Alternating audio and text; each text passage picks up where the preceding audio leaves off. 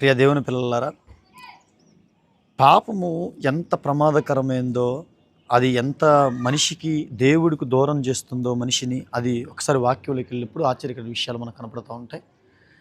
ఒకసారి యెషయా గ్రంథం 59 మొదటి నుండి, రక్షింప నేరకుండినట్లు యెహోవా వస్త్రం కొరచ కాలేదు, విననేరకుండినట్లు ఆయన చెవులు మందం కాలేదు. మీ దోషములను మీకును మీ దేవునికి అడ్డంగా వచ్చిన మీ పాపములు ఆయన ముఖమును మరుగుపరిచిన కనుక ఆయన ఆలకింపుకున్నాడు. మీ చేతులు రక్తం చేతను, మీ వ్రేలు దోషం చేతను అపవిత్రపరచబడను. మీ పెదవులు అబద్ధములాడుచున్నవి, మీ నాలుక కీడును మాట్లాడుచున్నవి. నీతిని బట్టి ఎవడు సాక్ష్యం పలకడు, సత్యమును బట్టి ఎవడు వ్యాజ్యమాడడు. అందరు వ్యర్థమైన దాన్ని నమ్ముకొని మోసపు మాటలు పలుకుదు.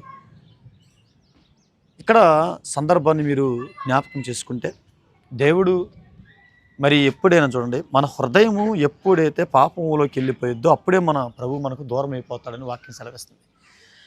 అవకాశం ఇచ్చినప్పుడు వినియోగించుకోండి. బ్రతికినా చనిపోయినా ప్రభువు కొరకే. ఎందుకంటే ఆయన కంటే గొప్పది లోకం లేదు.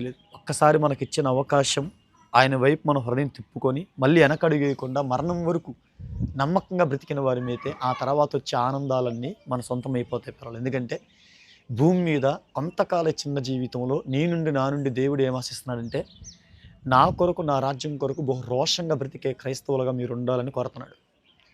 ఈ కొంతకాల జీవితంలో మనము ఎప్పుడైతే నమ్మక ద్రోహం చేసి ఇస్కరియోతు యూదా వలె, బిలాము వలె మళ్ళీ లోకపు మాయలోకి వెళ్ళిపోయావు అనుకో, తర్వాత నేను లాగటం వల్ల కాదు.